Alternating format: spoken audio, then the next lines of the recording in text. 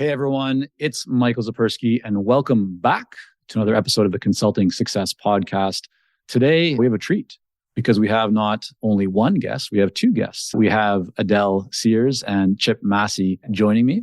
So welcome to both of you. Here, because there are two of you, I'm going to try and make this kind of bio a little bit short, but you both have very interesting backgrounds and you've come together to create a powerhouse of a company, which we're going to get into in a lot more detail so that everybody really understands what it is that you do. But Adele, your background is, public relations, PR firm.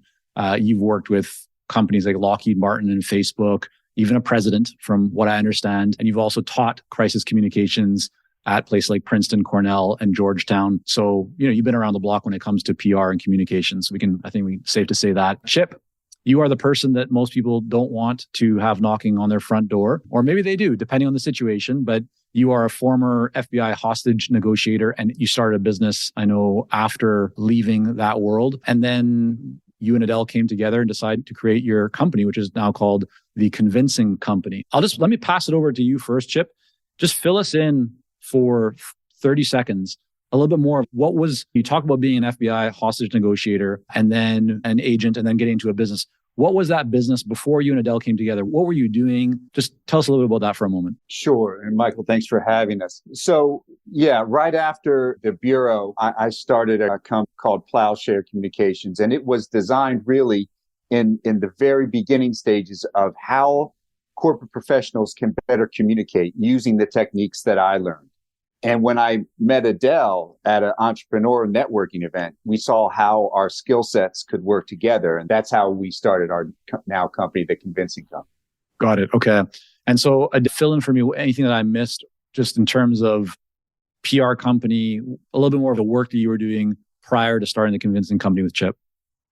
Yeah, I started my career as a journalist. So I worked for George Magazine, John F. Kennedy Jr.'s publication in Manhattan, which was a really cool experience. And then after that, I worked for USA Today. So I was a journalist for the first 6 years of my career.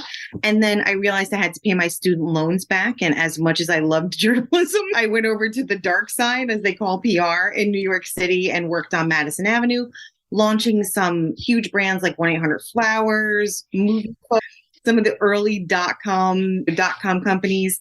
And then September 11th happened and it motivated me to want to do more good. And so I moved to the Washington, D.C. area thinking I wanted to get in politics. Got in politics for a little while, hate that. And then went back over to my PR roots, started a company, and I've had the company ever since. Launched some household name brands. I love PR. It's a lot of fun. It's something I'm very good at, but I realized I wanted to do something more serious. So about halfway into my having an agency, about 6 years into the 15-year span of having it, I realized I need to reposition my agency and really narrow and find a niche that really made me stand out from the rest of the other PR firms that were out there. And crisis communication just was that niche for me. And that's really where Chip and I also came together. We realized that while both of us do crisis communications, we do it in very different ways and for very different reasons, right? Like he was trying to stop the bad guy from killing people, and I'm trying to stop the media and maybe people online from ruining your reputation, right? They're both terrible situations. And we both approached it in different ways, but we had a lot of the same ideas, skill sets. And so we just thought, wow, what a cool combination of very different careers coming together to offer this very unique service. And what I can say is when I was doing crisis communications, I was always super focused on solving the problem, right? I wanted to solve the problem and I wanted to solve it quick. And I wasn't really as much tuning into people's emotional needs, right? No, you need to do these 5 things. You need to do them right now. Whereas when Chip came in and we're solving crises together, he's so incredibly calming. And so while I'm doing all of the implementation and the writing and we're scrapping together to fix it, Chip's like, how you feeling now? So you got the yin and the yang going, to balance each other. So I want to make this very kind of tangible and actionable for everybody joining us. So we're going to get into how you guys built the business, lessons learned, best practices, so that people can really start to implement some of that stuff into their own business and see results from it. But before we do that, I just want to kind of address and understand more of how the two of you came together. I know you said it like at an entrepreneurial networking event, but oftentimes people, they'll do something similar where they'll meet somebody in an event and they have this like dream or idea of, wow, we would be so powerful together, right, if we did this. How did you guys formalize the partnership? I'm really interested in from the perspective of a consultant who maybe is thinking about a partnership or is at the early stages or has somebody say to them, hey, we should partner together. How did you ensure that committing to actually building a company together was the right thing as opposed to just, why don't we run our own separate companies and maybe we can collaborate at times if it makes sense? Where did that kind of decision come from in terms of actually formalizing the company together? Chip, I'm going to throw that to you. Yeah, when we met at the dinner, we started talking. And it was the idea that I had worked essentially my entire career in crisis mode, right? That's what the FBI is about. You're not going to see us on the sunny days. It's the worst time of your life when you're going to come in contact with us. So it was realizing that organizations devoted to really crisis work, thinking under stress, trying to make a bad situation into one that is helpful and friendly and hopefully life affirming. And that idea, along with how do people think under stress? How is it that some choose horribly and others choose well? So we were talking back and forth about this, and we said, look, we probably need to talk more of doing some work together. So we tested an idea out. We joined together to put a masterclass together in New York City. Was this a live kind of workshop or? Yeah, it was exactly pre-COVID. Exactly. So I forget, Adele, how many months was it for us since we started talking to where we put it on? I would say it was probably 3 or 4 months. 3 or 4 months, I think. Yeah. I think when Chip and I started talking, Michael, we both were at this, I think, inflection point in our businesses where I don't really like working by myself. I'd like to have somebody to bounce ideas off of. I thought Chip's angle to how he handled things was so interesting and different. And we just had such a fun time talking together and like working together that we just said, you know what, it just makes sense for us to put these very different disciplines together. It's such an interesting and unique position. I've never heard of a publicist and a special agent and a hostage negotiator working together. It seems so opposite, but yet it really works. The way people feel after we handle a crisis for them shows it just makes, we've had people be like, I felt so good afterwards. This was like life-changing. I was really feeling so much stress. And then you guys came in, you fixed this problem, and they turned it around into an opportunity. And I was able to do that in my firm before, but just the way we emotionally take care of people the whole way, I think is such a different experience. So Adele, was it that, like looking at the timeline and you met at this event, 3 or 4 months go by, your tennis back and forth of ideas for this workshop, and then you decide to run this workshop. Tell me what happens in the workshop. Did it go well? I'm very interested, like how did you go from doing this workshop together to deciding let's actually create a company together? Yeah. So when we did the workshop, it was sold out so quickly. And every person who attended it was just like, God, you guys are amazing. This is so interesting. I want to hear more about it. I want to learn more about it. I always wanted to write again, I started out as a journalist, so writing is just like my natural strength. And I said to Chip, I said, oh my God, it'd be so fun to write a book on this masterclass. And he's, yeah, let's do that. And it just started to make sense. We got clients from the masterclass. People automatically were like, okay, how do we hire you guys? How do we work with you? We automatically got such a good feeling from us working together that we really let the market tell us, like, hey, you guys make sense. Okay. We like what we're seeing. It's really unique. And then I think if you're going to pick a business partner, one that's been vetted from the FBI isn't such a bad option. You've had a criminal record check or two. Exactly. Chip, from your side and just perspective, if you're thinking about people who are looking or considering getting involved in a partnership, is there anything that you and Adele did that you feel maybe didn't work that well and like you had to work through it together? And then at the same time, anything that you think really did work well and you would suggest? I'm really looking for, with the benefit of hindsight, what do you know now that you would recommend to others? Yeah, I get it. And I think in answer to your question, Michael, it's that I came with such a lack of business experience. I was only out there for maybe a year before I met Adele. And so I did everything I could to learn about the business world and so forth. But when you bring all those things and you're wondering what's the next step and what's the next order, it was like Adele was so knowledgeable about the area, what needed to be done, when it needed to happen, what the best opportunities are, what's not a good opportunity, what are time wasters. It just shaved years off the learning curve. So from that perspective, it was a good match in that Adele had great experience I needed in terms of the business world. And I brought in a different perspective of how to deal with people from a different set of skills that I learned while in the bureau. How do you both run the day-to-day in terms of your roles? Like, how do you create a clear enough separation so you're not standing on top of each other or overlapping in an inefficient and ineffective way? How have you gone through that, and how have you actually separated the roles? Yeah, I think one of the things that Chip focuses on is a lot of relationship building, sales, continuing to keep relations. He's focusing on making clients feel comfortable, making them feel valued, whereas I'm doing that too, I hope. And I'm doing some of the day-to-day, also some of the sales. I think I'm doing a lot of the more practical implementation and application and working with outside consultants and vendors and things like that. And we've built a business that has good systems. So I think that that's like one thing I would say is if you have two people, you have to have good systems in place. So we have contracts that are pre-written. We have sales materials that are pre-written. We have a way at which to move somebody along our process that's already done. And then what we're doing is just putting Chip's emotional intelligence and like a ton of like his knowledge and experience on top of that.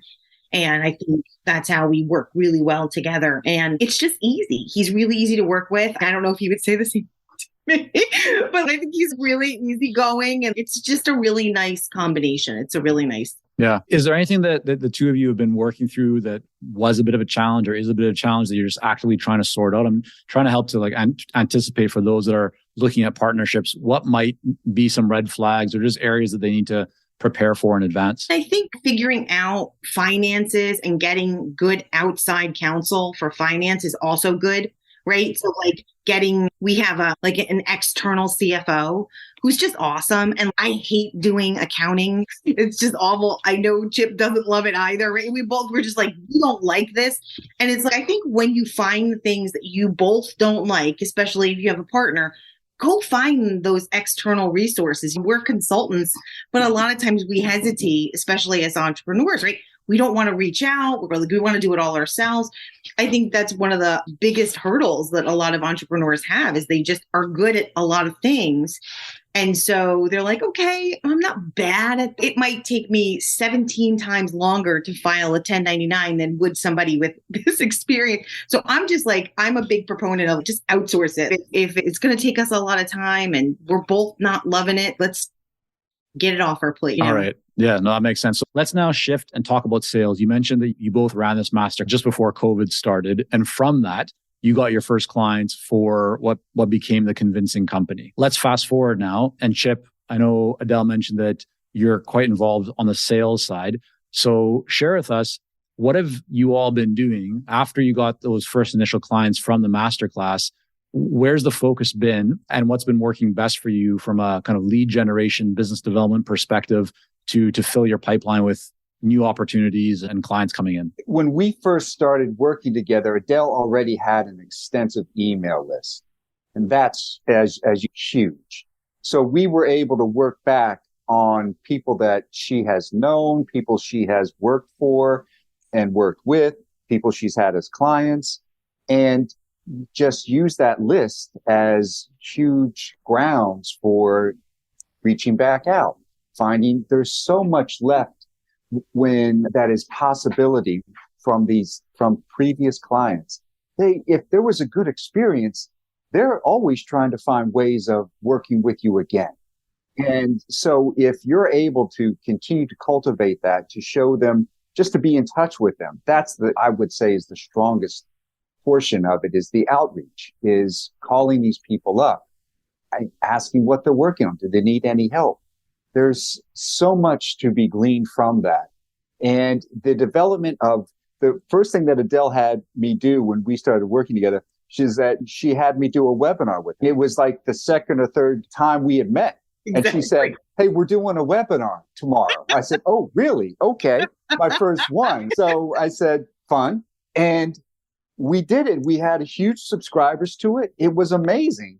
And I didn't feel nervous. I didn't feel that this was putting me in a bad position. It was just natural to use the skill sets and help people out. That's what I realized. It was like, this is helping people. And when you focus on that, people just, they glom onto that. Hey, Chip, I want to just dig a little bit deeper into what you were saying. You talked about this reactivation of past current clients, right? Kind of diving into the database.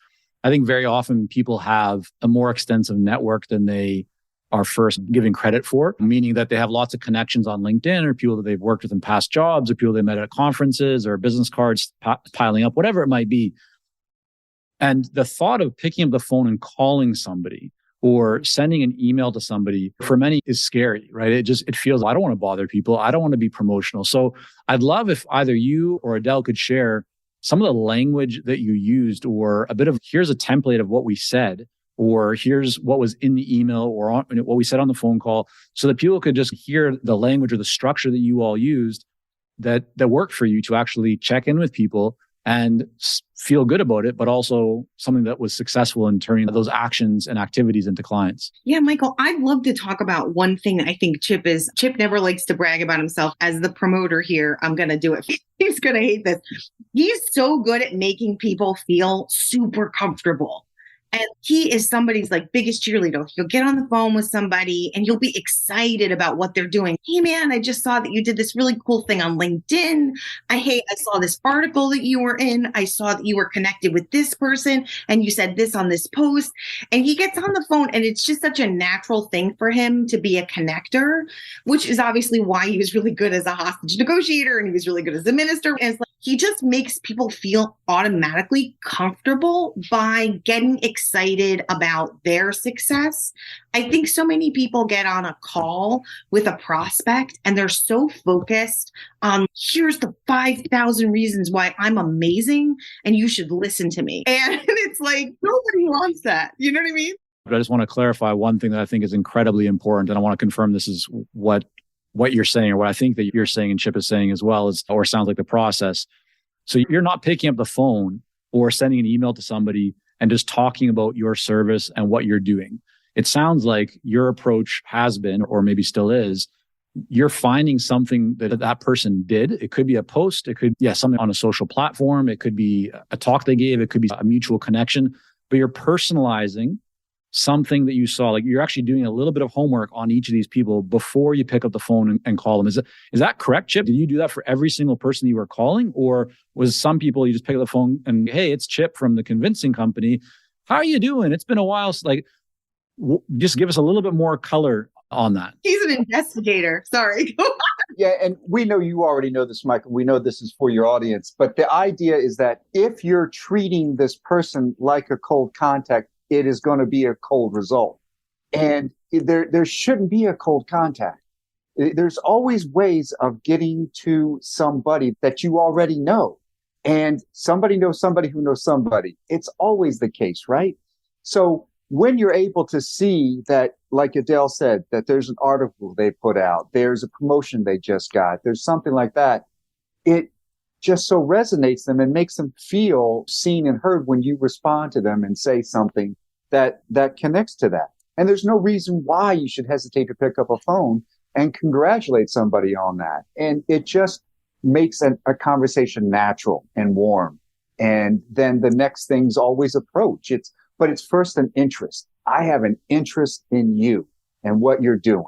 And then it evolves from there. And talk to us about the transition from making the initial call or whatever the communication is being about them to what you have found to be most effective in shifting that conversation to them wanting to hear about what you're doing, or just being able to have the opportunity to talk about what it is that you're doing so that they can potentially become a client. And it's always the case. It's always people after a certain point, they will want to turn it to you. if you're doing it in a genuine way. People sniff out, okay, in about, I'm guessing 17 seconds, they're going to go to their pitch. And so what you have to do is understand their amygdala is almost primed to get ready. Defenses are up, but you never hit it. If you don't hit it like that, then they're going to be relaxed. And once people are relaxed with you, the conversation goes natural. And then they will ask, so what's new with you? What are you working on? And then boom. You have to wait for the other person to take an interest in what you're doing. And if you force it, it feels ugly, but it does, right? And that's why cold calls can be really awkward. But if you do a lot of research, if you understand what people's aims are, what they're trying to accomplish, if you zero in on what makes people feel like, oh, wow, I'm glad people are noticing, I'm trying to position my business, my career, who I am in a certain way, and you just take an interest, and then you can shift, hey, and then wait for them to offer. I just think that's what most people won't do, is they won't be patient enough to wait for the flip. Hey, it's Michael here, and we'll be right back to the podcast. But first, are you ready to grow, scale, and take your consulting business and marketing to the next level? If so, our Clarity Coaching program may be a great fit for you. You'll work with our experienced team to set up a strategic plan for your business and coach you step by step in areas like how to consistently attract more leads, develop a magnetic message that resonates with your ideal clients, strategically package and position your services, earn higher fees, win more proposals, and scale your business. To find out more about Clarity Coaching and apply, go to consultingsuccess.com and click on coaching. And I'll go even one step behind that, which is that most people don't even take the time to do any of that initial research or personalization. This is why what the two of you are talking about today in this conversation is probably one of the most important factors that determines your success or failure, right? Success or struggle when it comes to lead generation, business development. For everybody who's joining us right now going, yeah, my marketing's not really working, or I'm not really seeing success with sending these messages or these emails, or using this automation tool to shoot out my message to hundreds of thousands of people all at once. It's probably because you're not spending the time doing the personalizations.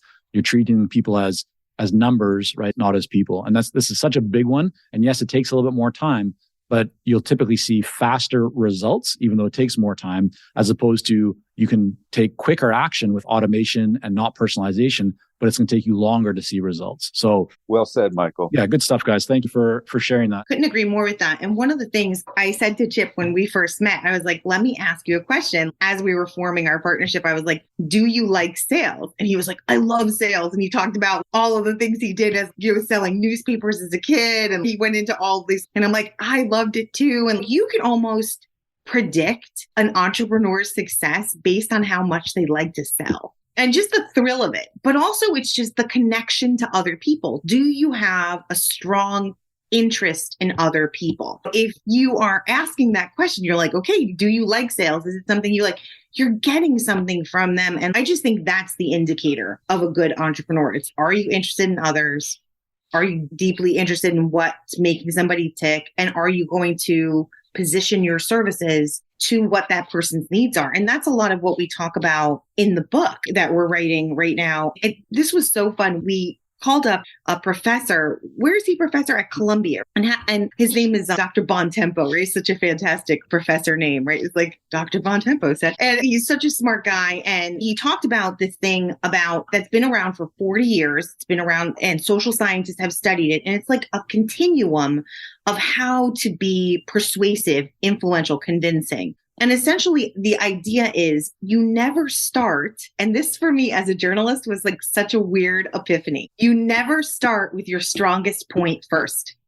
If you start with your strongest point first, all you do is make the person dig in their heels for whatever they believed before you mentioned your argument. The example that Dr. Bontempo gives, which is so much fun, Michael, I'd love to take you through this real quick. Like, it's just a fun experiment. I'm going to do it. Let's do it. Okay. Let's do it. All right. So on a scale of like 1 to 100, what do you believe? Do you believe America sent a man to the moon? What's the likelihood? Do you think it's like 100%?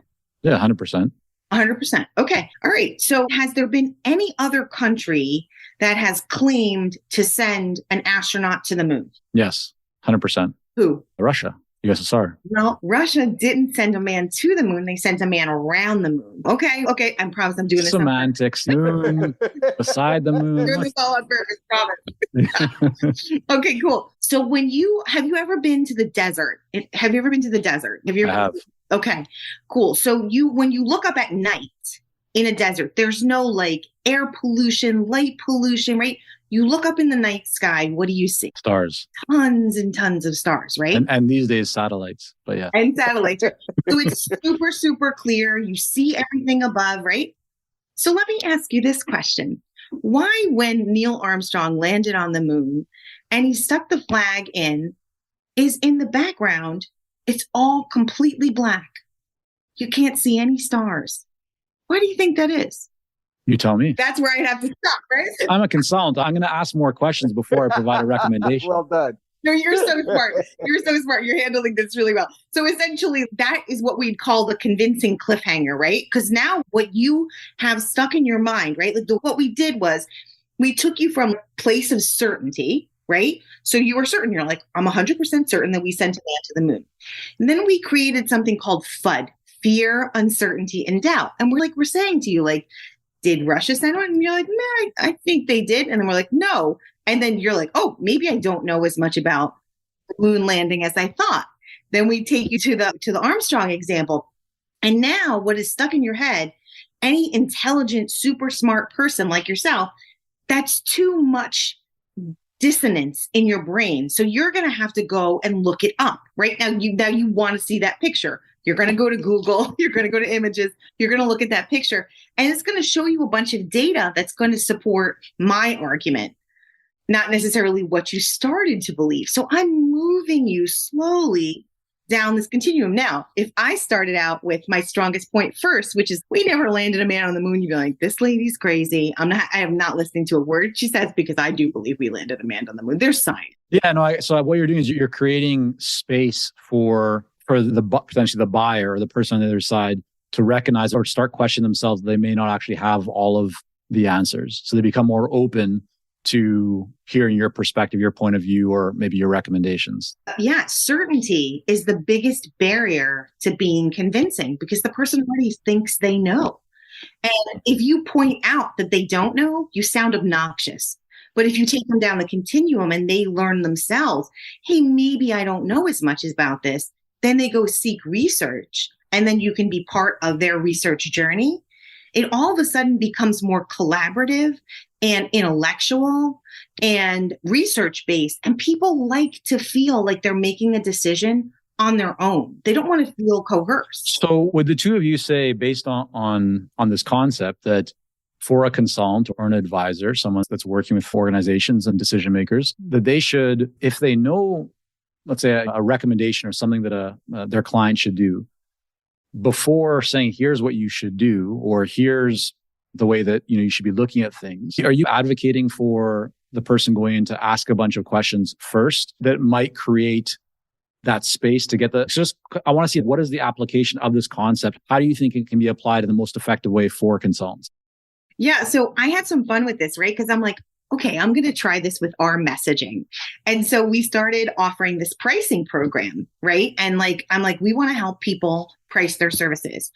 And so you've got to start at the point where there is agreement. Like everybody can agree on one, but we can all agree that pricing your services is one of the most difficult things for entrepreneurs.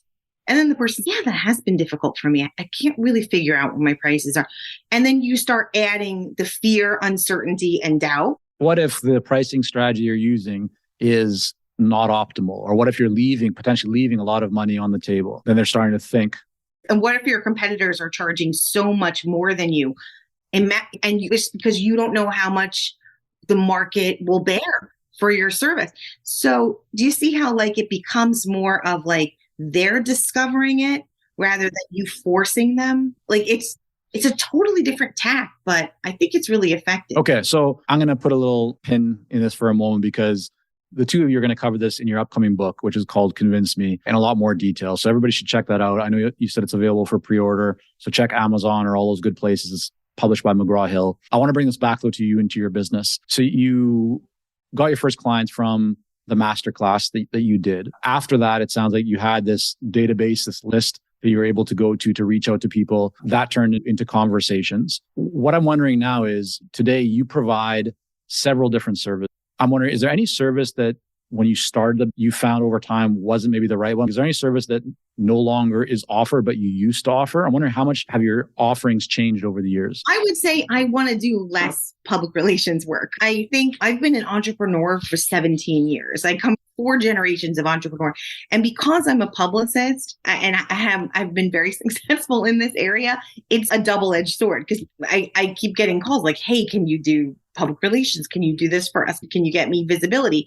And it's, I can, but should I? And so I think as a business owner, what you have to do is go, I can offer a lot of things, but I've got to focus in on the things that I know long-term are going to make more sense for my business. And I think that can be really hard for people, especially if you've had multiple businesses, to give up the thing you're good. Like, that's hard. Well, so you're giving up the short-term win/cash flow that could come from the demand, but you're doing it because it's that offering may no longer be of interest to you to provide, or in your best interest, or it doesn't necessarily fit your values or your long-term goals. Walk us through that for a moment. How are you making that decision?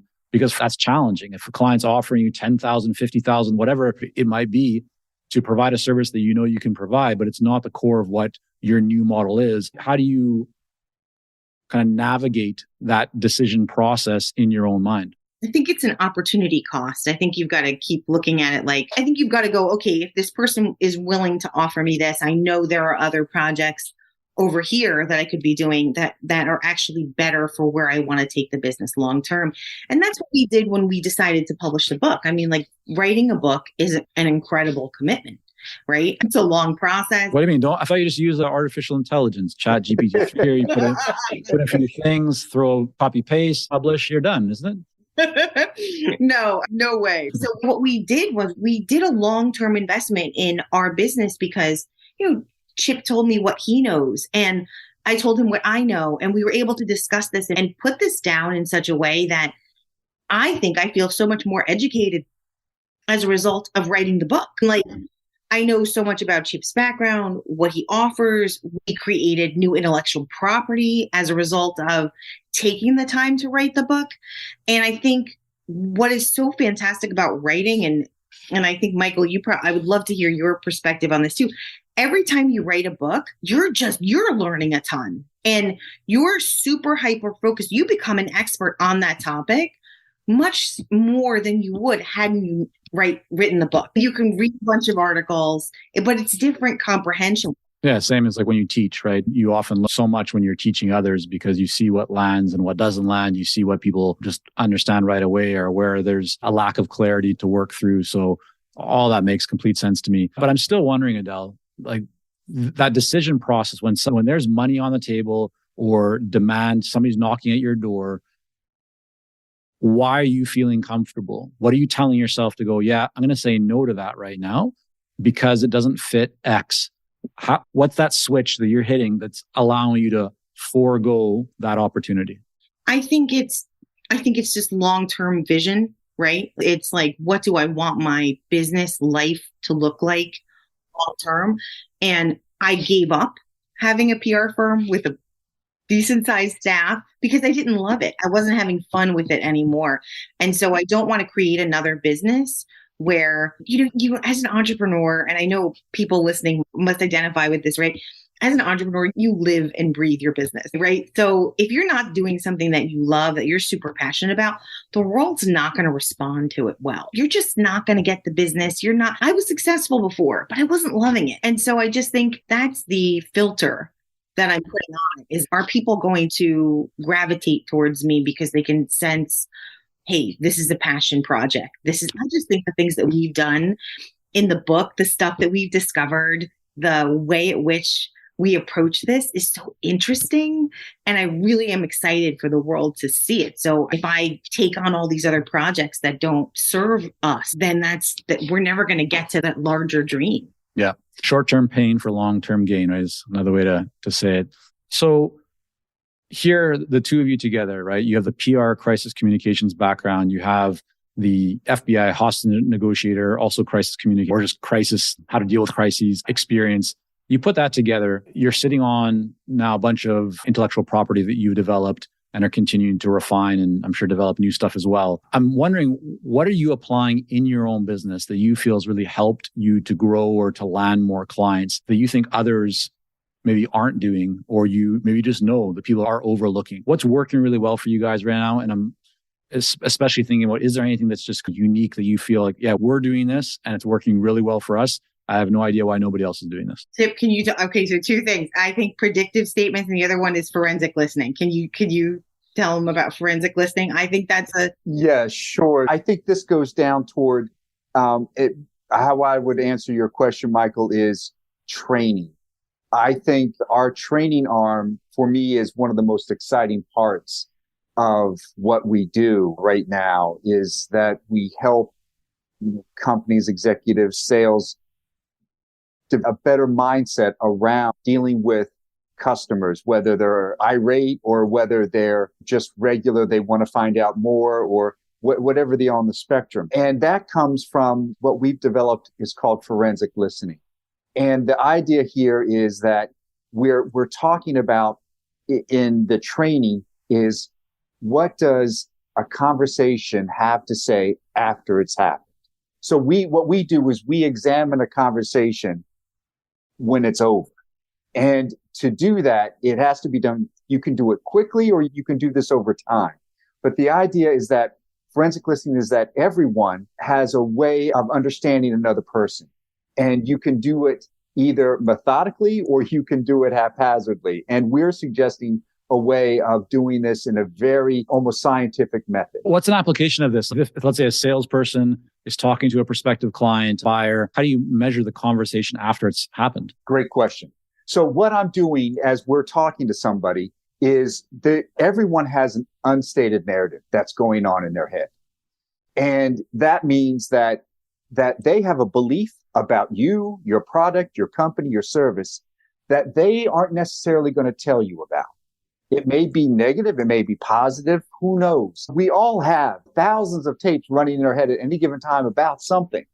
So if you're talking to a prospective client, it would be a huge advantage for you to really understand as close as you could to what they really believe about you and your product, your service, right? not what they're saying, but what they believe. Okay, so how do we do that? So the disconnect, right, that happens. So understand that what they're saying isn't actually going to be 100% the total picture. So now you're going to ask good open-ended questions is one way. And predictive statements. Yeah. Adele, go ahead with predictive statements. Oh, right. So predictive statements are just this. Oh my God. I think they're so fun. Chip thinks they're a little crazy, but I think it's so fun. So when we first started talking, I was like, who are the most convincing people in the world? And I'm like, fortune tellers. You walk in, you give them $100 and they immediately read you so much so you think they have mystical powers. What they're doing, Michael, is they're using something called the Fourier effect, or predictive statements that anybody can use in sales settings. So one of them is, you have an enormous amount of untapped potential that's yet to be discovered. And if I just stop there, I don't have any potential. I'm done. right? People love it. But to just go back to the forensic listening just for a second, Chip is so good at this. While I'm asking the questions, he's analyzing someone literally in real time. We're looking at, like, Chip, what are you looking at? You're looking at their... So their body positioning. What are they indicating through that? And we're differentiating that from body language, right? Because there's a difference. And we're also trying to figure out what is it that they're trying to communicate through through the questions that they're asking or not asking. So everybody has, and there's always more to be said from what somebody's not saying to you than what they actually are. And you can also understand people, how they interact with others. So all that brings into context of who that person is anyway. That makes sense. And I understand that statement or kind of the question that you just asked, Adele. Anyone in their right mind is probably going to answer yes to that, unless they're maybe very depressed or something along those lines. Like, so yeah, of course I have more potential. Share a little bit more. Take us a little bit further down that line of maybe some examples of questions that you could ask that would help to understand or help you to understand what that buyer is actually thinking and truly believes, not just what they're telling you. Chip, do you want to do the one where you used with hostage negotiators? What got us here today? That's a great question that you could use for being a hostage negotiator or a salesperson, right? I think you're right, Adele. I think, Michael, the idea is that starting where people are. We often make the mistake of just expecting somebody to be a certain, or that they are, when we greet somebody, we're really expecting them to be at a base level of understanding of where somebody else is. But if you have a little bit of background knowledge about that person, hopefully you do when you meet somebody, and you're getting information on what's their affect. Are their shoulders hunched? Are they pulling back from you? Or are they bladed away from you? Or are they full frontal engaged with you? Are their eyes opened right wide? And are they anticipating what you're saying next? Or are they really trying to get away? So there's ways of getting to that. But the idea is that if you can generate excitement in that person, what they're doing, what they're about, and you share that excitement with them, then that's what we call like the energy exchange. You're hitting on something that person has perhaps felt dormant, but really wants to bring out. Maybe to Adele's point, they're not being utilized at work the way they want to be. Let's say they work for a company and they really want to be in sales, but they've been stuck in accounting and they want to get out. And you say, wow, just from your enthusiasm on sales, and I can tell that the way you're connecting with me, you're obviously a people person. That's an easy transition for you. Let's talk about ways of how you get there. Let's talk about how we're going to bridge you in the future to where you want to be. When you take an interest in somebody like that, it creates a different level of engagement. Yeah, we call it, like in the book, we called it the dial in method, because you're just dialing into that person in such a way. And you get people who are not going to match your energy level. Like we were selling somebody the other day, super low energy. And you're like, okay. And you just have to match your energy to theirs, slow down your pitch, tone, cadence of your voice to match the person that you're talking to, which most people will not make that adjustment. If we use that as an example, so you're talking here to a buyer that maybe at that moment didn't necessarily seem super interested or just didn't have high energy. What did you both do in that situation to try and tap into understanding what's really going on in their mind, and how can we work with this person to potentially move things forward to turn it into a win? I think Adele has a great question she always uses when we're talking to clients, and it cuts away at all minutia. And it's also an excitement generator. Adele says, listen, if at the end of, let's say we would work together, and at the end of the year, we were celebrating the success of this engagement and of your company and in your endeavor, what is it that would look like? And it's like almost like the magic wand question, right? But what it does is that it forces the person to take a look at, one, the possibility of success. If I was going to have outrageous success, what is that going to look like for me? And it makes them say it. When you put words out there, you're getting a sense of what they're thinking. And if they repeat it, we call that theme development. If you are repeating something a few times, all right, I know now in my head, I'm going to make a mental note. That's significant to that person. Let's start building that thread out. That's a great example, and I appreciate you sharing that question that Adele that you always use. Let me ask you for one as well then, Chip. What's one question that you find as a go-to for you that you bring into almost every client conversation or buyer conversation that you just find to be really effective? I think it's, what's the best experience you've ever had? What has been something that has been life-changing for you? I often ask people is like, what event in your life was so significant that it altered your course? Sometimes it's a book. Sometimes it's meeting somebody. And when people start identify, it's almost how Marvel and so forth have that big origins narrative. We also do that in our lives. And the great news for us is that we can pick and choose which one we're going to put forward next. And I think that's important for people. People are revealing that interest all the time. Yeah. And so I'm wondering, with that specific question, when do you tend to ask that? Is that earlier on in the conversation? Do you wait for a certain level of kind of rapport to be established? Or what's your guidance on when somebody should think when asking a question like that? Because that's a very, you could say, personal question, but it's also one that clearly just removes barriers and just allows you to have an open flow of communication, a person-to-person kind of level. Hey, Chip, can I just interject this one thing? Yep. One of the things that Chip does is he's looking at what that person wants to talk about, right? So it's not just, hey, what do you feel like? Is that this really like pivotal moment? He'll look at what they've said the whole conversation. And then towards the end is like, hey, tell me about that project. Or talk to me about something that you're really excited about coming up. Or so he's reading the person, the whole conversation. And then Chip, wouldn't you say you're doing that? Yeah, I think it's like we've all been on calls, and that's a very good point, Adele. We've all been on calls, other salespeople, and they first want to get out what they need to get out, right? It's that they got something they got to sell, and you feel it. And even if, there's a tertiary kind of nod to something about me, it's going to quickly go back to, I got this thing I got to say. Right? But if we're failing to pick up the nuances about what that person needs and what they're really looking for, and if we miss those opportunities for that thing that it might have been a subtle lilt in their voice that you could easily miss if you were like doing emails at the same time. We hear the clickety clack of on the keyboard. Okay, you're not focused on me. Or they're queuing up the next call. You did it on the last call that we had, Chip, with the guy who had low energy. He had mentioned, he just suddenly dropped in. I have a master's degree in business and they gave me this assignment, but I'm not really that like, you could just, Chip's always, he's not really interested in doing this. They gave him something he doesn't want to do. And he's zeroed in on that. And then make the guy feel comfortable. It's, oh, you're really a business guy. And the guy was like, yeah. And then he started talking about that, right? Like, it's almost like people have misidentified you and then you're giving them an opportunity to go, oh, this is who I really am.